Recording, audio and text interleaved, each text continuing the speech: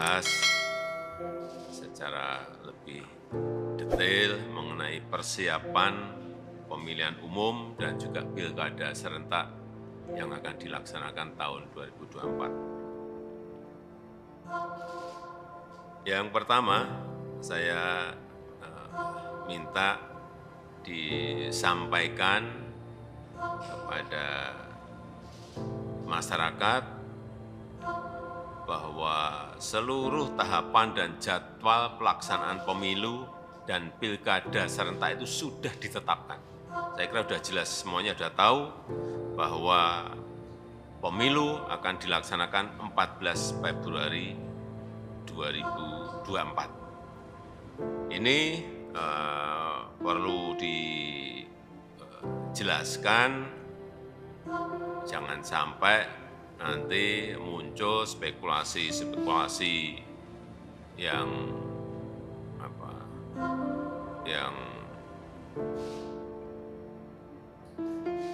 isunya beredar di masyarakat bahwa pemerintah tengah berupaya untuk melakukan penundaan pemilu atau spekulasi mengenai perpanjangan jabatan presiden dan juga yang berkaitan dengan soal 3 periode.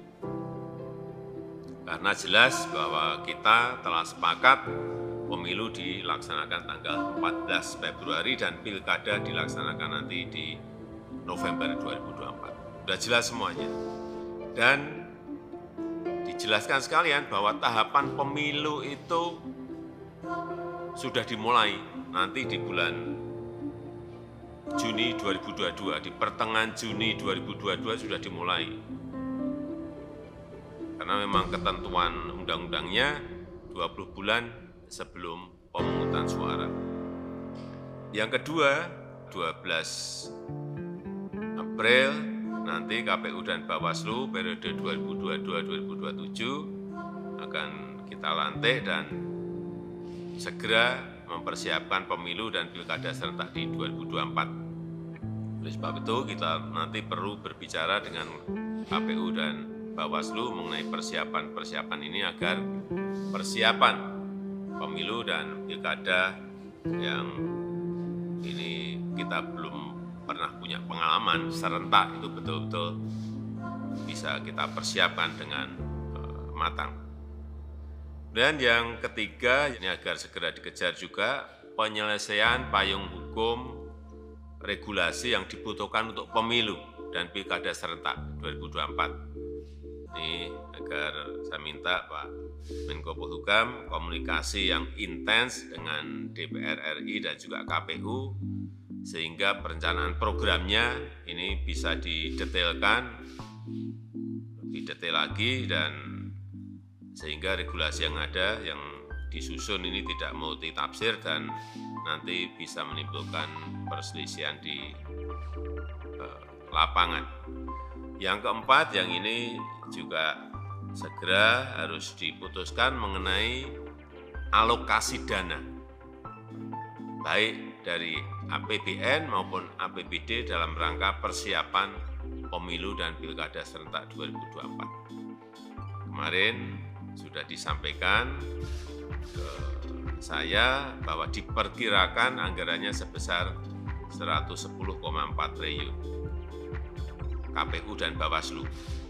KPU-nya 76,6 triliun rupiah dan Bawaslu-nya 33,8 triliun rupiah. Ini saya minta didetailkan lagi, dihitung lagi, dikalkulasi lagi dengan baik dalam APBN maupun dalam APBD dan dipersiapkan secara bertahap. Yang kelima, kita juga harus menyiapkan pejabat gubernur, pejabat bupati, pejabat wali kota yang berakhir masa jabatannya di 2022 ini. Ada 101 daerah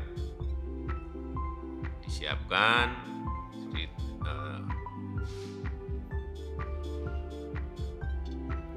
karena ada 7 gubernur, ada 76 bupati, dan ada 18 wali kota yang harus diisi. Saya minta seleksi figur-figur pejabat daerah ini betul-betul dilakukan dengan baik, sehingga kita mendapatkan pejabat daerah yang kapabel, memiliki leadership yang kuat, dan mampu menjalankan tugas yang berat di tengah situasi ekonomi yang tidak mudah, situasi ekonomi global yang tidak gampang, agar nantinya penyiapan pemilu dan pilkada serentak tahun 2022 ini bisa berjalan dengan baik. Saya rasa itu yang bisa saya sampaikan, dan menjelang kontestasi politik ini biasanya suhu menghangat, itu biasa, tapi jangan sampai masyarakat terprovokasi oleh kepentingan politik yang tidak bermanfaat. Oleh sebab itu saya juga minta dilakukan edukasi, lakukan pendidikan politik yang masif kepada masyarakat, kepada para kontestan. Jangan membuat isu-isu politik yang tidak baik, terutama isu-isu politik identitas yang mengedepankan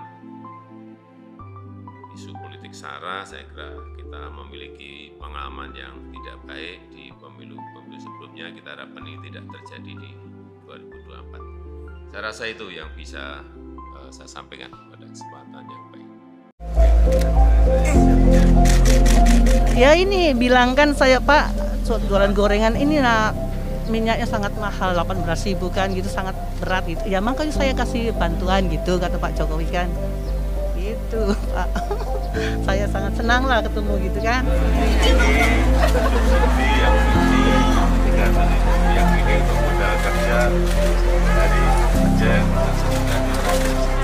Ini kami seumur hidup Pak Jokowi memberikan bantuan, kayak kami orang yang segini nih, yang ini jualan, tidak pernah dapat.